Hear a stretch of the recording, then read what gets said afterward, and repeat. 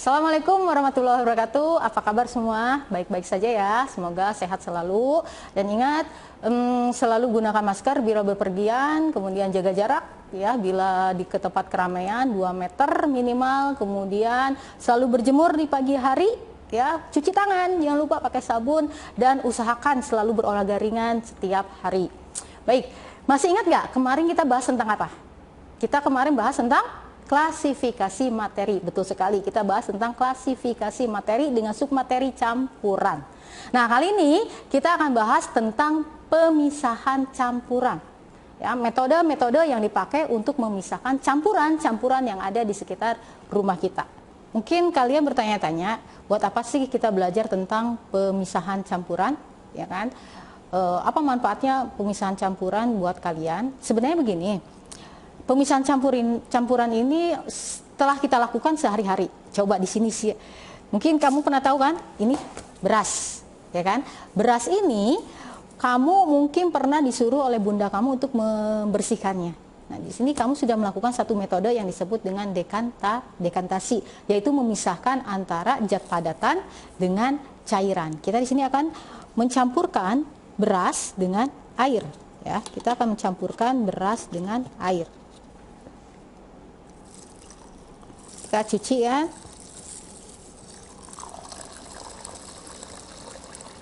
Nah, seperti biasa kamu mencucinya. Setelah itu airnya kan dibuang.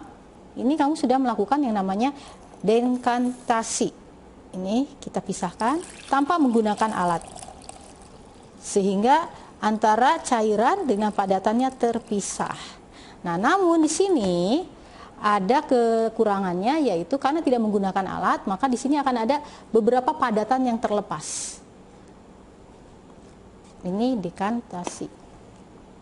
Oke. Metode selanjutnya adalah metode pemisahan campuran dengan cara penyaringan. Nah, penyaringan itu sama seperti dekantasi, yaitu memisahkan antara zat padatan dengan zat cair. Tetapi di sini dia menggunakan alat sehingga lebih akurat. Kalau di lab kita biasanya menggunakan ini kertas saring. Ya, kertas saring kita lipat seperti ini, kita lipat 4, lalu kita pergunakan corong, ya, kita pergunakan corong, kita masukkan, nah sehingga nanti kita seperti ini. Nanti campurannya yang akan kita pisahkan, kita alirkan ke sini sehingga nanti residunya semuanya tertampung di kertas saring seperti ini. Nah, kalau di rumah mungkin oleh ayah kamu sering diminta untuk membuat teh. Nah, makanya kita akan membuat campuran. Di sini akan memisahkan campuran antara campuran teh ya dengan air ya. Di sini ada tehnya, kita masukkan. Nah, alat yang digunakan apa? Nah, ini ya, alat yang digunakan ini penyaringnya. Kita masukkan tehnya. Kita masukkan tehnya. Berarti kemudian kita campur dengan air. Biasanya air panas, supaya mudah larut. Oke. Di sini di depan kita sudah ada campuran. Ini campuran homogen, ya. Campuran homogen di mana residunya nanti akan tertampung di alatnya ini. Sini kelihatan kan? Ada. Seperti itu. Nah, seandainya nanti kamu tuangkan ke dalam gelas lalu kamu campurkan lagi dengan gula, maka sudah menjadi campuran homogen. Nah, itu bisa dipisahkan, dapat dipisahkan dengan metode selanjutnya nanti, yaitu evaporasi. Pemisahan yang ketiga yaitu yang disebut dengan pengayakan. Nah, pengayakan ini sebenarnya selalu dibingungkan dengan penyaringan. Sebenarnya sangat berbeda. Kalau pengayakan itu adalah 2 zat padat yang memiliki diameter yang berbeda. Kalau filtrasi antara zat cair dengan zat padat. Tapi alatnya bisa sama saja dipakai. Ini bisa menjadi penyaring, ini bisa menjadi ayakan. Oke, saya praktekkan di sini. Kita siap apa? Yang pertama tentu alatnya, ya. Yang kedua kita siapkan ini gula, ya, gula halus dengan diameter yang lebih kecil dibandingkan ini gula kasar. Kita pisahkan, ya. Kita pisahkan. Kita campurkan dulu. Maaf, saya campurkan dulu ini gulanya. Saya campurkan, ya. Kita campurkan lagi. Ini sudah tercampur, maaf pakai tangan. Kita ayak. Nah, di sini ada dua zat padat yang memiliki diameter yang berbeda. Siapa yang lolos? Otomatis yang memiliki diameter lebih kecil. Sedangkan yang diameternya lebih kasar, dia akan tertinggal di ayakan. Nah, ini metode ini juga dipakai untuk apa? Kalau ini kan kamu misalnya membantu mama kamu untuk membuat donat dan sebagainya. Kalau misalnya kamu suka ngelihat ayah kamu atau tukang bangunan, dia sedang membuat tembok, dia menggunakan prinsip pengayakan. Metode selanjutnya itu adalah corong pisah. Nah, itu untuk memisahkan dua zat cair. Dua zat cair yang tercampur. Contohnya seperti ini minyak dengan air. Ya, ini minyak dengan air kita pisahkan. Oke. Nah, apabila kejadian tersebut terjadi di rumah, misalnya ini minyak nih, ini air terjadi di rumah, bagaimana cara supaya kita bisa membantu supaya bisa menyelamatkan minyak tersebut? Nah, di sini saya sudah membuat. Di sini ada botol minuman, kemudian sini ada yang namanya tutup, saya lubangin, kemudian saya kasih selang. Lalu kita pisahkan. Nah, cara memisahkannya, karena ini adalah minyak dan air yang berbeda massa jenis, sehingga air akan selalu di bawah.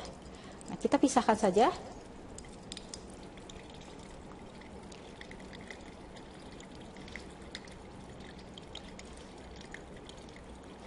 Kita tunggu sampai airnya habis. Memang nanti akan ada minyak yang tercecer sedikit, tetapi tidak masalah karena tujuan utama kita adalah menyelamatkan minyak. Sehingga di sini antara minyak, ini minyak dengan air sudah terpisah. Ini adalah metode corong pisah. Metode selanjutnya adalah kita memisahkan campuran dengan prinsip penguapan. Perbedaannya yang satu di atasnya ada es, yang satu tidak. Apa yang kita pisahkan? Yang kita pisahkan sebenarnya ini mungkin di rumah kamu tidak perlu memisahkan, tetapi saya ingin memperlihatkan saja. Kita punya yang namanya di sini adalah kamper, ya, kamper. Nah, ini kamper saya bubukkan, ya, saya bubukkan. Nah, kamper ini tercampur dengan tanah. Ini saya masukkan tanah di sini.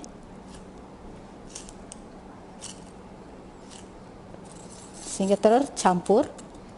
Bagaimana cara kita memisahkan antara kamper dengan tanah?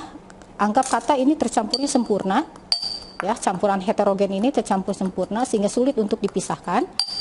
Nah, kita masukkan. Lalu kita nyalakan. Prinsipnya adalah kamper akan menguap lalu terkumpul di atas cawan ini sehingga dia mengkristal, ya, disebut dengan sublimasi. Nah, sedangkan yang kedua itu kita ingin memisahkan antara zat cair dengan yang namanya zat padat. Oke, zat cair dengan zat padat. Di sini saya masukkan garam. Mungkin kamu bisa melihat proses ini di daerah-daerah pesisir di Pantura itu ada yang namanya ladang-ladang garam. Jadi air laut ditampung kemudian dibiarkan saja menguap si airnya sehingga tertinggallah yang namanya garam. Nah, ini proses ini dinamakan dengan yang namanya proses evaporasi. Nah, ini kita larutkan, ya. Kalau ini terlarut sempurna, ini berarti campuran homogen. Kita campurkan terus yang rata. Ya.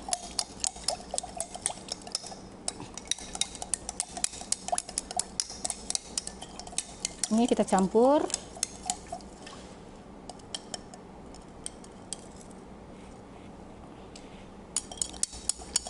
Sudah tercampur rata campuran larutan air garam. Ini kita panaskan. Prinsipnya sama, yaitu penguapan, ya. Prinsipnya sama, yaitu penguapan. Nanti airnya akan menguap, kemudian akan tertinggallah garam. Baik, ini disebut dengan metode evaporasi, sedangkan yang ini disebut dengan metode sublimasi.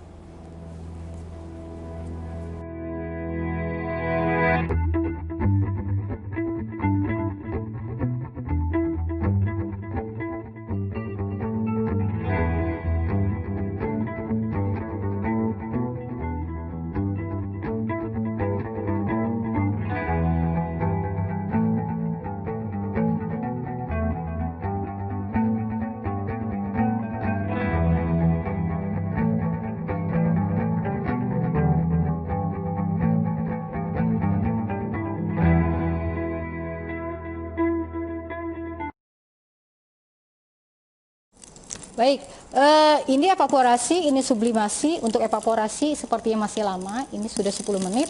Kita tutup saja, ya, kita matikan. Sekarang kita lihat, kalau tadi sebelumnya kita menggunakan ini ya, cawan seperti ini, dikarenakan tadi esnya itu takutnya ke dalam, jadi saya ganti dengan petitris. Nah, ini bisa dilihat, di sini ada kristal. Nah, bagaimana dengan hasil yang ini? Hasil yang ini pun, ini saya buang es ya. Nah, di sini ada kristal, ya, di sini kristalnya. Ini adalah metode sublimasi. Untuk metode evaporasi sepertinya masih waktu lama, jadi kita tunggu nanti saja. Intinya nanti akan ada garam yang tertinggal. Ini nanti airnya akan menguap dan menguap. Oke. Ini hasilnya. Kamper ya.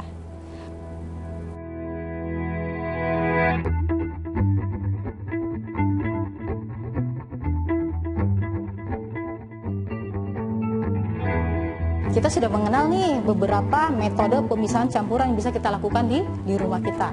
Oke, saya review dulu sebentar.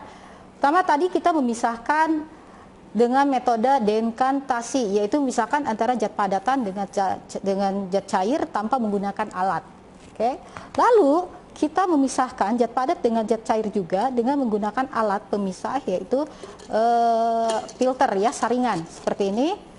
Oke, sehingga nanti akan ada residunya. Lalu kita juga tadi melakukan metode pengayakan. Ya, metode pengayakan memisahkan antara dua zat padat yang memiliki diameter yang berbeda, sehingga yang diameternya lebih kecil dia akan lolos. Lalu kita memisahkan dua zat cair yang memiliki massa jenis yang berbeda menggunakan prinsip atau metode corong pisah yang kita modif sendiri di rumah. Seperti ini. Kemudian kita memisahkan dua zat padat, ya, dua zat padat yang mana satu dia dapat menguap, setelah menguap kita dinginkan, yang disebut dengan proses metode sublimasi. Seperti itu, sublimasi, sehingga nanti di sini akan ada kristal.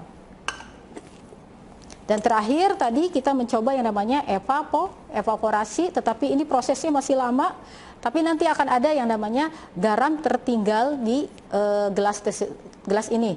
Seperti halnya terjadi di daerah-daerah Pantura, di pesisirnya, di pinggiran pantainya itu akan ada ladang-ladang garam.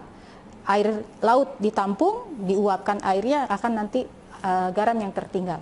Nah, sebenarnya masih ada metode-metode lain, yaitu metode yang namanya sublimasi.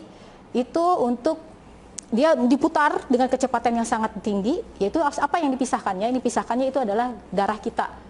Ya, darah kita nanti akan diputar dengan alat, ya, itu biasa di dunia kedokteran, dunia medis, ya seperti itu, atau di laboratorium medis, itu untuk memisahkan antara plasma dengan darahnya. Oke. Nah, lalu ada di dunia tekstil atau pewarna makanan, itu disebut dengan kromatografi. Oke. Nah, itu adalah metode-metode pemisahan campuran, ya, yang kita tadi tunjukkan. Sekarang saya memiliki permasalahan seperti ini.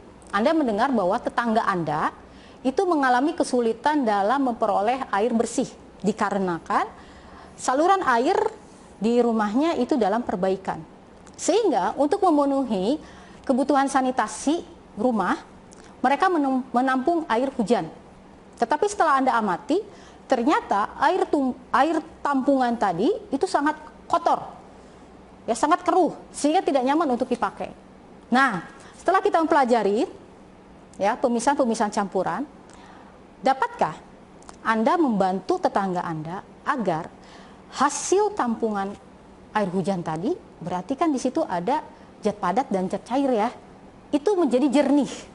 Nah, jika Anda dapat membantu tetangga Anda, silakan tulis, ya, tulis bagaimana hasil pengamatan kamu, ya, dari pembelajaran sekarang ini, dari berbagai sumber juga, itu kamu tulis, buatkan dalam karya tulis, kemudian kirim ke GCR IPA kita. Oke, itu aja dari saya, semoga bermanfaat, ya, dan selalu jaga kesehatan. Terima kasih. Wassalamualaikum warahmatullahi wabarakatuh.